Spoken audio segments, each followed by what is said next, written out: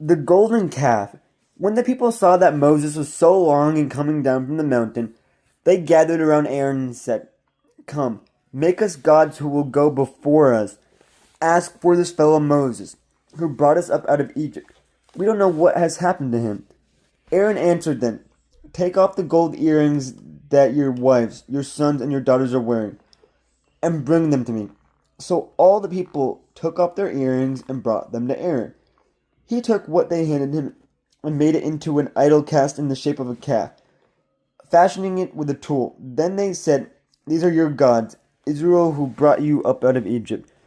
When Aaron saw this, he built an altar in front of the calf and announced, "Tomorrow there will be a festival to the Lord." So the next day the people rose early and sacrificed burnt offerings and presented fellowship offerings. Afterward they sat down to eat and drink and go up to indulge in revelry. Then the Lord said to Moses, "Go down, because your people whom you brought up out of Egypt have become corrupt. They have been quick to turn away from what I commanded them, and have made themselves an idol cast in the shape of a calf. They have bowed down to it and sacrificed to it, and have said, 'These are your gods, Israel, who brought you up out of Egypt.' I have seen these people," the Lord said to Moses, "and they are a stiff-necked people. Now leave me alone, so that my anger may burn against them and that I may destroy them. Then I'll make you into a great nation." But Moses sought the favor of the Lord his God.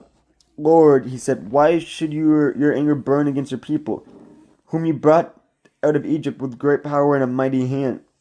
Why should the Egyptians say it was with evil intent that he brought them out, to kill them in the mountains and to wipe them off the face of the earth? Turn from your fierce anger, relent, and do not bring disaster on your people.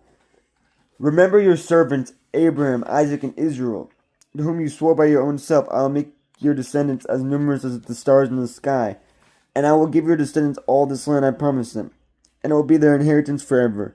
Then the Lord relented and did not bring on his people the disaster he had threatened. Moses turned and went down the mountains with the 2 tablets of the covenant law in his hands. They were inscribed on both sides, front and back.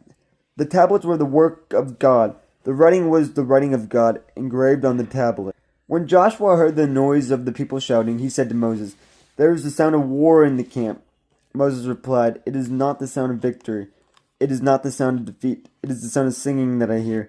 When Moses approached the camp and saw the calf and the dancing, his anger burned, and he threw the tablets out of his hands, breaking them to pieces at the foot of the mountain. And he took the calf the people had made and burned it in the fire. Then he ground it to powder, scattered it on the water, and made the Israelites drink it. He said to Aaron, 'What did these people do to you, that you led them